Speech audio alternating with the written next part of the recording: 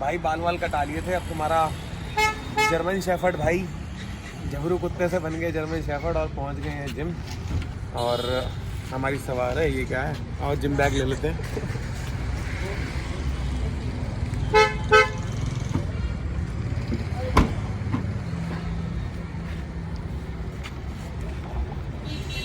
वैसे मैं अकेला ही आया था, मेरा भाई साथ में आया था, पर मैंने कहा स्टाइल अच्छा लगेगा डिक्की से निकालते हुए। शाम को मनाएंगे लोहड़ी, लेकिन उससे पहले आपको दिखाएंगे चेस्ट का वर्कआउट। सुबह लेग्स का वर्कआउट किया था एंड कल अभी संडे है तो कल वर्कआउट शायद मिस हो जाएगा हमारा, तो आज करेंगे अपना चेस्ट का और ट्राइसेप्स का वर्कआउट। प्रॉपर पूरा वर्कआउट दिखाऊंगा, एक डिफरेंट वर्कआउट रखेंगे आज। नॉर्मल हमारा जो रहता है कि हम मोर फोकस रहता है कि हम लोग बेंच एक्सप्लेनेशन ज़्यादा दूंगा आपको, आज वर्कआउट दिखाएंगे कम, एक्सप्लेनेशन देंगे ज़्यादा कि आपके सेट्स कैसे दिखने चाहिए एंड मेन आपको कॉन्सेंट्रेशन कैसे खींचे। तो चलते हैं ऊपर और वहीं मिलेंगे सीधे आपको जिम में। क्वेश्चन आ रहा था, सबसे पहला क्वेश्चन यहीं से शुरू करते हैं कि प्री वर्कआउट ड्रिंक में जाना क्या चाहिए बॉडी के अंदर। जो भी आप मील कंज्यूम कर रहे हो ना 1 से 2 घंटे पहले, जरूरी नहीं कि सारी की सारी एनर्जी उसी से आ रही है। सबसे पहले आपने जो कल भी खाया है, आपने मॉर्निंग में भी खाया, अगर दिन में वर्कआउट कर रहे हो, एक पूरी साइकिल चलती है। कल हमने जो खाया उससे आज एनर्जी मिलेगी। ऐसा कुछ नहीं कि आप पूरे दिन भूखे रहो और फिर 2 घंटे पहले अगर प्री वर्कआउट मील ले लो, फिर आप आज जिम में और भाई फाड़ दूंगा मैं तो सत्तू पीकर आज, ठीक है। तो बेसिकली बात कहाँ पर आती है कि अगर कॉफ़ी ले रहे हो तो एक अच्छा खासा स्पाइक मिलेगा 10 से 15 मिनट का। मॉन्स्टर ड्रिंक्स हो गई, रेड बुल हो गई, उनसे स्पाइक मिलेगा चीनी से, तो उनको ना प्रेफर करके वो कॉस्टली भी पड़ेंगी। मैं प्री वर्कआउट क्यों प्रेफर करता हूँ, देखो एक तो सबसे पहले कॉस्टिंग की बात है तो 50 से 60 रुपये का चम्मच पड़ता है, वो इतना महंगा आता भी नहीं है। अपार्ट फ्रॉम दिस अपने आप को 2 घंटे अगर मैं यहाँ पर फोकस दूंगा ना तो मेरे को एक कॉन्सेंट्रेशन पावर भी अच्छा मिलेगा, रादर देन मैं उधर ज़्यादा ध्यान ना दूँ। तो बेसिक उसके लिए है। साथ ही साथ में मैं अगर इसकी जगह अलग अलग कंपोनेंट्स को चूज करूंगा, जो लोग बोलते हैं कि एलर्जिन का टैबलेट उठा लो, कैफीन का टैबलेट उठा लो, वो मेरे को इसके 3 गुना रेट में पड़ेंगी। तो पहला पॉइंट यही है कि आप प्री वर्कआउट ले सकते हो, लेकिन एटलीस्ट उसको लेने से पहले आपकी 1 से 1.5 साल की नेचुरल ट्रेनिंग होनी चाहिए। मेरे को अप्रोक्सीमेटली 5 साल से प्लस हो गए हैं। मैं भी स्टेप स्टार्टिंग करी थी, मैं जिम में एथलीट जिम में 2 साल तो मैंने एथलीट में मारी, तब तो मैं प्रोटीन के पैसे भी नहीं होते थे हमारे पास घर से। तो फिलहाल इससे पहले मैं डीसी का यूज़ कर रहा था एंड डीसी का काफ़ी सही रिजल्ट था। अब मैं फिलहाल FA फार्मूला 1 नेशन एंड ये पंप एनर्जी, काफ़ी पुराना ब्रांड है यार, एंड इसको भी काफ़ी कंज्यूम, मतलब मेरे को जो फ़र्क नज़र आया ना डीसी में, मेरे को थोड़ा सा एक तो हल्की फुल्की खुजली, बहुत हल्की फुल्की खुजली मिलती थी, इसमें ना खुजली नहीं है। मैं बताऊँ तो मैंने इससे ऑब्जर्व किया कि इससे मेरा वर्कआउट ना स्लो हो गया है, मतलब मैं लंबा वर्कआउट कर पा रहा हूँ। डीसी से क्या था, मैं थोड़ा अग्रेसिव वर्कआउट ज़्यादा करता था, जल्दी जल्दी खत्म कर लेता था अपना वर्कआउट। इससे मैं थोड़ा स्लो पेस पे आने की कोशिश कर रहा हूँ। मतलब मेरा वर्कआउट अगर है 45 मिनट से 50 मिनट पीछे, 5 मिनट का फर्क आ रहा है, लेकिन एक कॉन्सेंट्रेशन अलग लेवल पे जा रहा है। और ये भी बोल सकता हूँ मैं कि मैं डीसी का जो प्री था वो मैं 6 महीने से लगातार यूज़ कर रहा था, तो शायद वहाँ प्रॉब्लम आ रही थी मेरे को कि वो हिट ही नहीं कर रहा था। चेंज किया है, आप डीसी का भी ट्राई कर सकते हो और पंप एनर्जाइजर ये भी ट्राई कर सकते हो। बेसिकली पुशअप्स की 3 वेरिएशन होती हैं। इनकेस अगर मैं पुशअप्स को लगा रहा हूँ तो मैं अगर अपने पीक वीक्स के अंदर हूँ, जहाँ पर मैं अपनी स्ट्रेंथ को इंक्रीज करना चाह रहा हूँ, तो मैं अपने वर्कआउट के बीच में पुशअप कर दूंगा। अपनी स्ट्रेंथ को इंक्रीज करने के लिए मसल को फाड़ना है अगर, तो मैं पुशअप स्टार्टिंग में ना लगाकर मैं अपने वर्कआउट के एंड में लगाऊंगा। और इसको मैं एज ए एक्सरसाइज, अगर मैं ना बीच में ना मैं नॉर्मल अगर वर्कआउट कर रहा हूँ तो मैं इसको स्टार्टिंग में लगाऊंगा एज ए एक्सरसाइज। ये मेरी पहली एक्सरसाइज है, ये मेरा वार्म अप नहीं है। डेली पुशअप लगाना बंद करो, पुशअप्स कोई वार्म अप एक्सरसाइज नहीं है, ये डेली करने से कोई फायदा नहीं है। हम डेली शोल्डर की एक्सरसाइज मार सकते नहीं मार सकते ना, तो ये भी एक एक्सरसाइज है, ये कोई वार्म अप नहीं है। 5 सेट लगाऊंगा 20-20 रेपिटेशंस के।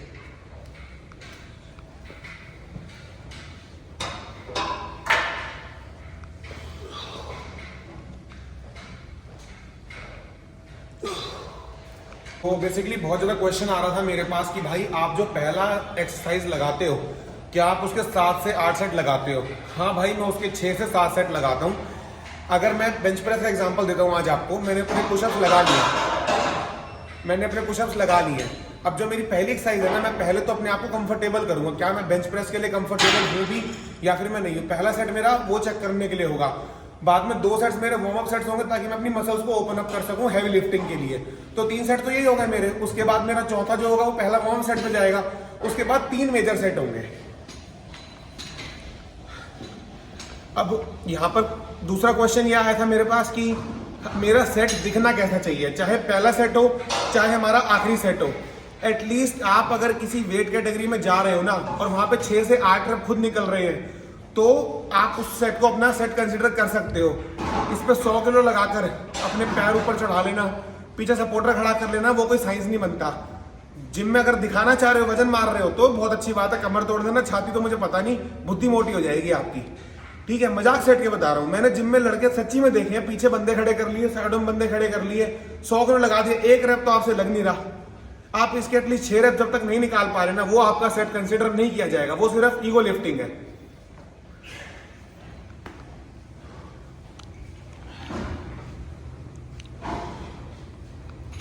तीन सेट मेरे वार्म अप हो चुके हैं। ये मेरा पहला वेटेड वार्म अप सेट होगा, 10-10 किलो। 10 किलो क्यों, मैं 80 किलो तक ना मैं 8 रैप आराम से निकाल सकता हूं। तो ये मेरा 10 किलो का पहला सेट होगा, जिसमें मैं 15 से 16 रेपिटेशन निकालूंगा। दूसरा 14 से 16, फिर 2-2 रैप कमाता चला जाऊंगा। लास्ट सेट मेरा किस तरीके से फ्रेम आउट होगा, 8 से 10 रैप और 2 रैप में किसी को पीछे खड़ा कर लूंगा। उसमें भी मैं नहीं खड़ा करता किसी को, मैं वेट ड्रॉप करके खुद ही मार लूंगा।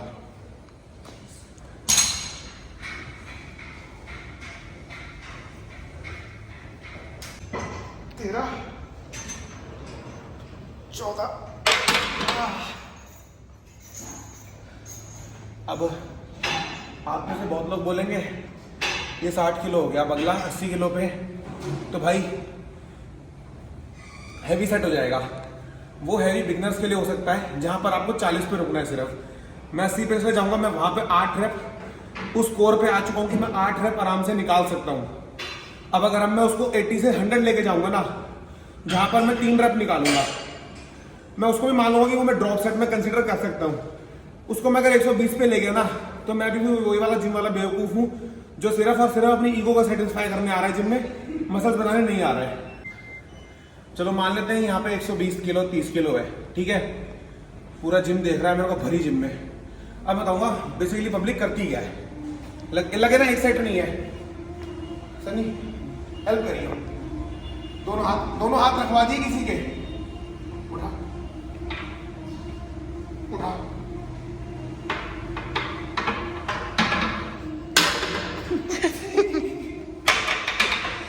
ठीक है, लिटरली मैंने ऐसे सेट देखे हैं जिम में, इनका कोई मतलब नहीं है। अब दिखाता हूं, अगर मैं हैवी जा रहा हूं तो वो सेट आपका आखिरी सेट दिखना कैसा चाहिए। पीछे खड़ा रहिए, सुनिए, पेट अंदर कर दियो, उठा, हट जा, 1 2 3 4 5 6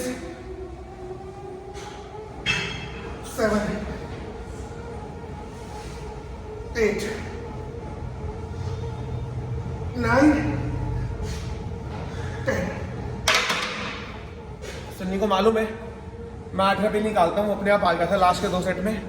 ऐसा आपका हर एक्सरसाइज का फाइनल सेट दिखना चाहिए, ना कि वैसे मैंने पहले दिखाया था कि पीछे खड़ा कर लिया, 200 किलो लगा दिया, चारों तरफ से लड़कियां आपको देखनी है और फिर बाथरूम जाकर के बेइज्जती कर रही है।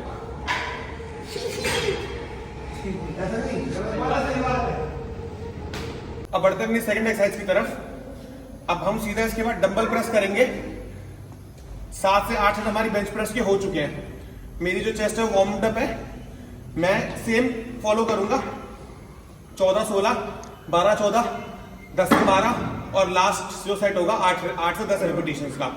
बेंच प्रेस की तरह ही सेम डंबल प्रेस के 4 सेट लगाने हैं। पहले सेट से ही कोशिश करना कि हैवी लगाओ। 16 रेपिटेशन का मतलब मैं 25 किलो उठा रहा हूं, मैं 16 रैप आराम से निकाल लूंगा। आप बिगिनर हो, इंटरमीडिएट लेवल पे हो, 10 किलो 12.5 किलो से भी अगर 16 रैप लगा रहे हो, जिस तरीके से मैं लगा के दिखाऊंगा, फाड़ पंप आएगा मजाक सेट के। मत उठाना 25-30 किलो, नहीं उठ रहा तो मत दिखाना। आप जब टी शर्ट उतारोगे ना, क्या कोई यहाँ लिखा होगा छाती पे कि बेंच प्रेस 100 किलो मारता हूं? नहीं, बॉडी स्ट्रक्चर अपने आप बता देगा आपका।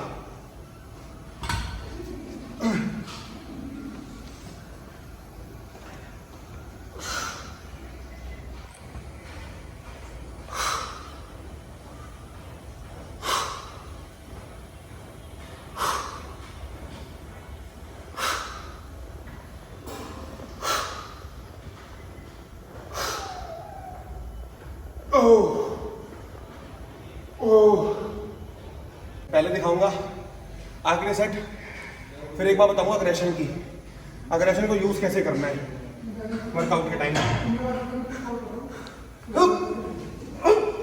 महादेव। तो 1 2 3 4 5 6 7 8।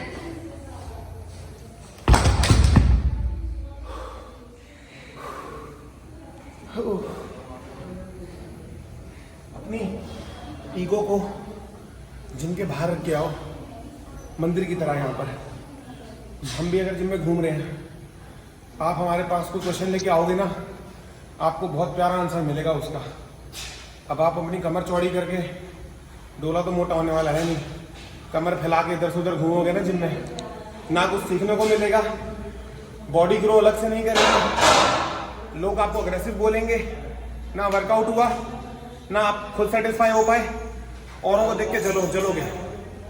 हम जब जिम में दिखे ना, हमारे पास आओ, हम आप ही के लिए बैठे हैं यहाँ पर।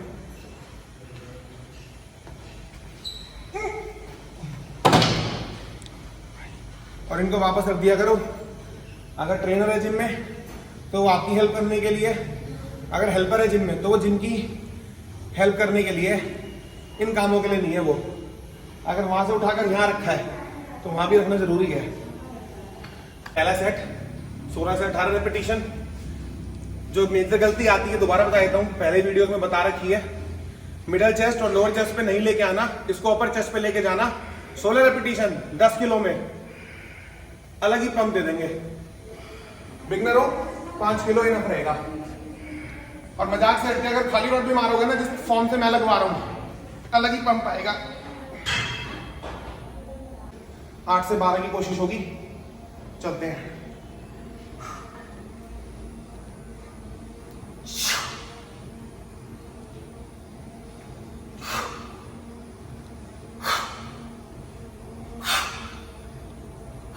सो नेक्स्ट एक्सरसाइज होगी हमारी 4th एक्सरसाइज, जो कि अपर चेस्ट के लिए रहेगी। रेदर देन डंबल प्रेस में थोड़ा सा वेरिएशन चेंज करूंगा।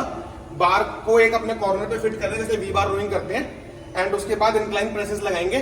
4 सेट, वेट सेम रहने देना, 20 किलो या 25 किलो या 15 किलो भी। रेपिटेशन वही 16 से 18।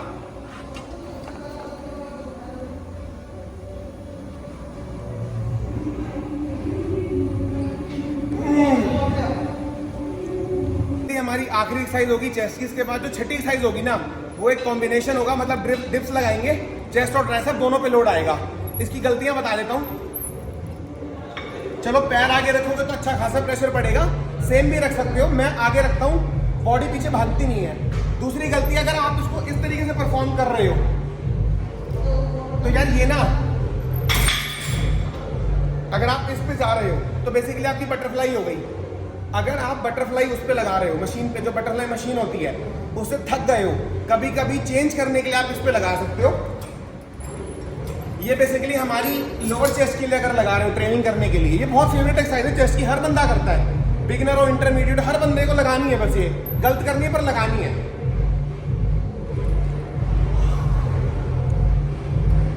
कंधे जो है ना, कंधे नहीं पीछे लेके जाने, यहीं तक रखना है। और जब आगे आ जाओ ना, ट्राई करना चेस्ट को साथ में आगे लेके आना, आधे सेकंड का होल्ड, फिर मुझे कमेंट में बताना पंप कैसा रहा। फॉर्म एक बार चेक कर लो ढंग से।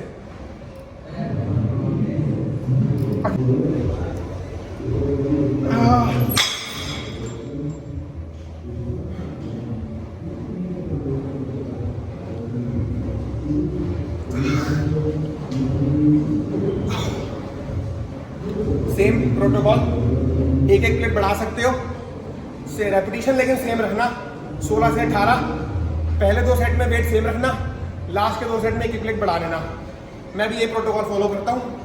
यहाँ पर चेस्ट खत्म होती है, अब बढ़ेंगे अपने ट्राइसेप डिप्स की तरफ। 4 सेट, जितने आप पे लग पाए।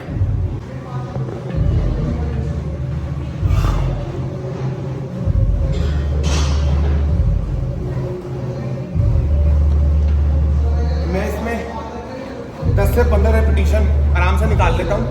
अगर आपसे 10 से 15 रेपिटेशन नहीं निकल रहे, मतलब 5-6 निकल रहे हैं, 8 निकल रहे हैं, इसका स्टैंड ओपन कर लेना, लेकिन रैप बढ़ा देना। 15 की जगह फिर 25 या 30 रैप जाना, तब आके मसल एग्जॉस्ट होगी।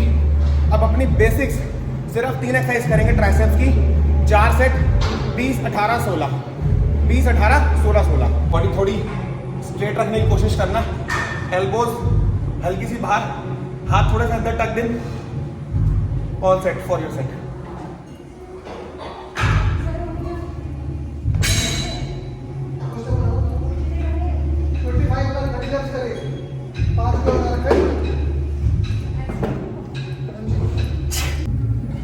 हम स्कल क्रशर को ना यहाँ परफॉर्म करते हैं। अपने हाथों को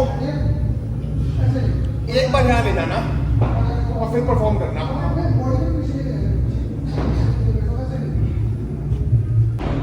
थर्ड और लास्ट एक्सरसाइज स्कल क्रशर की छोटी बहन, इसको रोप से परफॉर्म करेंगे रॉड की जगह। एक बार इसको परफॉर्म करके देखना।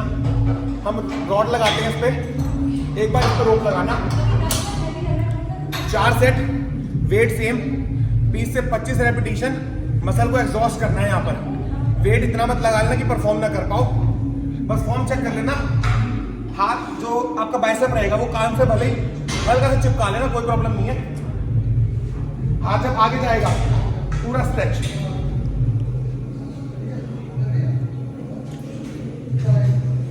लास्ट एक्सरसाइज है, वैसे एनर्जी बची नहीं होगी, हैवी मत मारना, रैप लगा के देखना, अलग ही पंप आएगा ट्राइसेप्स में। यहाँ पर अपना चेस्ट और ट्राइसेप्स का वर्कआउट हुआ कंप्लीट। अब चलते हैं अपनी पोस्ट वर्कआउट मील की तरफ। भाई अपना वर्कआउट हो चुका है कंप्लीट, और जूस मैंने सुबह पी लिया था, वरना मैं अभी पीता, और 2 बार सुबह से प्रोटीन शेक जा चुका है बॉडी में। तो अब मैं प्रेफर करूंगा रॉ फूड।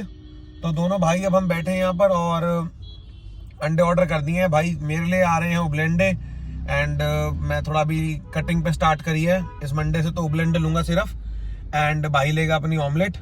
उसके बाद अपन चलेंगे सीधा भाई लोहड़ी सेलिब्रेशन की तरफ। आपको दिखाएंगे हम क्या लोहड़ी सेलिब्रेशन दिखाएंगे आज पूरे दिन का हमारा। तो यहाँ पर इस वीडियो को एंड करते हैं। ये था इस वीडियो का पार्ट 2 हमारा लोहड़ी वीकेंड का, एंड इसका नेक्स्ट पार्ट आप देखना, मे बी ट्यूसडे तक इसको निकाल देंगे पार्ट 3 को भी। एंड मोस्ट अवेटेड अंकल जी का डांस जब आप लोग देखो तो जरूर उस पर कमेंट करना, हमारे अंकल जी का डांस। तो यहाँ पर इस वीडियो को एंड करते हैं। बहुत बहुत शुक्रिया आपका वीडियो देखने के लिए, and happy Lohri to you all.